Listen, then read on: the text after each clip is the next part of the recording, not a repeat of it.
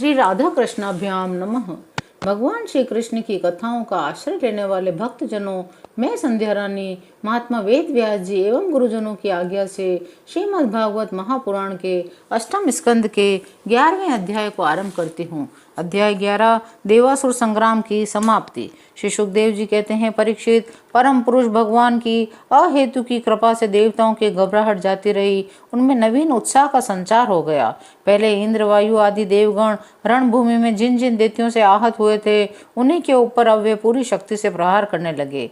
परम ऐश्वर्यशाली इंद्र ने बलि से लड़ते लड़ते जब उन पर क्रोध करके वज्र उठाया, तब सारी प्रजा में हाहाकार मच गया। बलि अस्त्र शस्त्र से सुसज्जित होकर बड़े उत्साह से युद्ध भूमि में बड़ी निर्भयता से डटकर विचर रहे थे। उनको अपने सामने ही देखकर हाथ में वज्र लिए हुए इंद्र ने उनका तिरस्कार करके कहा, मूर्ख, जैसे नट बच्चों की आंखें बांधकर अपने जादू से उसका धन ऐंठ लेता है, वैसे ही तू माया की चालों से हम पर विजय प्राप्त करना चाहता है। तुझे पता नहीं है कि हम लोग माया के स्वामी हैं, वह हमारा कुछ नहीं बिगाड़ सकती। बलि ने कहा, इंद्र, जो लोग काल शक्ति की प्रेरणा से अपने कर्म के अनुसार युद्ध करते हैं, उन्हें जीतें या हारें, यश या अपयश अथवा मृत्यु मिलती ही है। इसी से ज्ञानी जन इस जगत को काल के अधीन समझकर न तो विजय होने पर हर्ष से फूल उठते हैं और न तो अपकीर्ति, हार अथवा मृत्यु से शोक के ही वशीभूत होते हैं। तुम लोग इस तत्व से अनभिज्ञ हो। तुम लोग अपने को जय पराजय आदि का कारण कर्ता मानते हो, इसलिए महात्माओं की दृष्टि से तुम शोचनीय हो। हम तुम्हारे मर्म स्पर्शी वचन को स्वीकार ही नहीं करते, फिर हमें दुख क्यों होने लगा। श्री सुखदेव जी कहते हैं, परीक्षित, वीर बलि ने इंद्र को इस प्रकार फटकारा। बलि की फटकार से इंद्र को झेप से गए।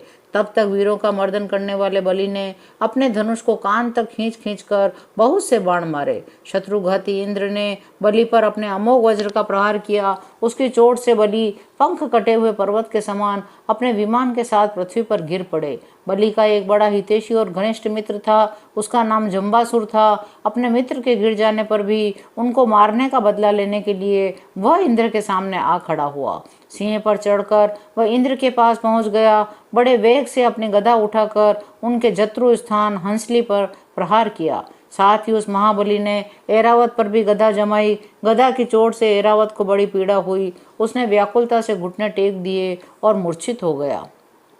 उसी समय इंद्र का सारथी मातली 1000 घोड़ों से जुटता हुआ रथ ले आया। शक्तिशाली इंद्र ऐरावत को छोड़कर तुरंत रथ पर सवार हो गए। दानव श्रेष्ठ जंभ ने रणभूमि में मातली के इस काम की बड़ी प्रशंसा की और मुस्कुराकर चमकता हुआ त्रिशूल उसके ऊपर चलाया। मातली ने धैर्य के साथ इस असह्य पीड़ा को सह लिया। तब इंद्र ने क्रोधित होकर अपने वज्र से जंबासुर का सिर काट डाला।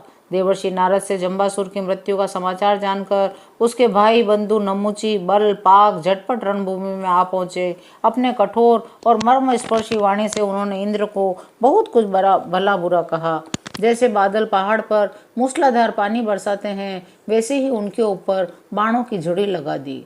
जैसे वर्षा काल के बादल सूर्य को ढक लेते हैं, वैसे ही असुरों ने बाणों की वर्षा से इंद्र, उनके रथ तथा सारथी को भी चारों ओर से ढक दिया। इंद्र को न देखकर देवता और उनके अनुचर अत्यंत विहल होकर रोने चिल्लाने लगे।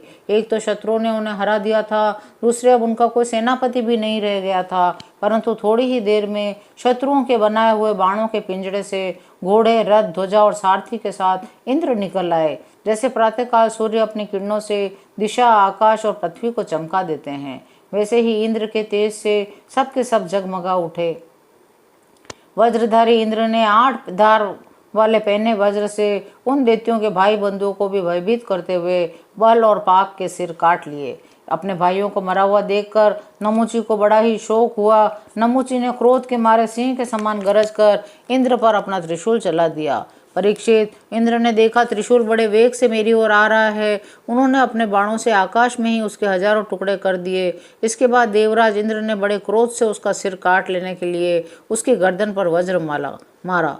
यद्यपि इंद्र ने बड़े वेग से वह वज्र चलाया था, परंतु यशस्वी वज्र से उसके चमड़े पर खरोंच तक नहीं आई। यह बड़ी आश्चर्यजनक घटना हुई। जिस वज्र ने महाबली वत्रासुर का शरीर टुकड़े टुकड़े कर डाला था, नमुची के गले की त्वचा ने उसका तिरस्कार कर दिया। जब वज्र नमुची का कुछ न बिगाड़ सका, तब इंद्र उससे डर गए। वे सोचने लगे, देव योग से संसार भर को संशय में डालने वाली यह कैसी घटना हो गई। तो त्वष्टा की तपस्या का सार ही वत्रासुर के रूप में प्रकट हुआ था, उसे भी मैंने इसी वज्र के द्वारा काट डाला था। और भी अनेकों दैत्य जो बहुत बलवान थे, किसी अस्त्र शस्त्र से जिसके चमड़े को भी चोट नहीं पहुंचाई जा सकती थी, इसी वज्र से मैंने मृत्यु के घाट उतार दिया था। वही मेरा वज्र यह प्रहार करने पर भी इस तुच्छ नमुची असुर को न मार सका, अतः अब मैं इसे अंगीकार नहीं कर सकता।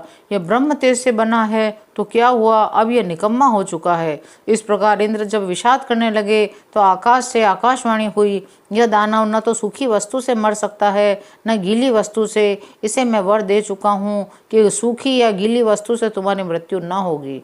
इसलिए इंद्र, इस शत्रु को मारने के लिए अब तुम कोई दूसरा उपाय सोचो। उस आकाशवाणी को सुनकर देवराज इंद्र बड़ी एकाग्रता से विचार करने लगे। सोचते सोचते उन्हें सूझ गया कि समुद्र का फेन तो सूखा भी है और गीला भी, इसलिए उसे न सूखा कह सकते हैं न गीला। अतः इंद्र ने उस न सूखे और न गीले समुद्र फेन से नमुची का सिर काट डाला। उस समय बड़े बड़े ऋषि मुनि भगवान इंद्र पर पुष्पों की वर्षा करने लगे और उनकी स्तुति करने लगे। इधर ब्रह्मा जी ने देखा दानवों का तो सर्वथा नाश हुआ ही जा रहा है। तब उन्होंने देवर्षि नारद को देवताओं के पास भेजा। नारद जी ने वहां आकर देवताओं को लड़ने से रोक दिया। नारद जी ने कहा, देवताओं, भगवान की भुजाओं की छत्र छाया में रहकर आप लोगों ने अमृत प्राप्त कर लिया है। लक्ष्मी जी ने भी अपनी कृपा कोर से आपकी अभिवृद्धि की है, इसलिए आप लोग अब लड़ाई बंद कर दें। श्री सुखदेव जी कहते हैं, परीक्षित, देवताओं ने देवर्षि नारद की बात मानकर अपने क्रोध के वेग को शांत कर लिया और फिर वे सब के सब अपने लोक स्वर्ग को चले गए। उस समय देवताओं के अनुचर उनके यश का गान कर रहे थे। युद्ध में बचे हुए दैत्यों ने देवर्षि नारद की सम्मति से वज्र की चोट से मरे हुए बलि को लेकर अस्ताचल की यात्रा की। वहां शुक्राचार्य ने अपनी संजीवनी विद्या से उन असुरों को जीवित कर दिया जिनके गर्दन आदि अंग कटे नहीं थे बल्कि बच रहे थे। शुक्राचार्य के स्पर्श करते ही बलि की इंद्रियों में चेतना और मन में स्मरण शक्ति आ गई। बलि यह बात समझते थे कि संसार में जीवन मृत्यु जय पराजय आदि उलटफेर होते ही रहते हैं, इसलिए पराजित होने पर भी उन्हें किसी प्रकार का खेद नहीं हुआ।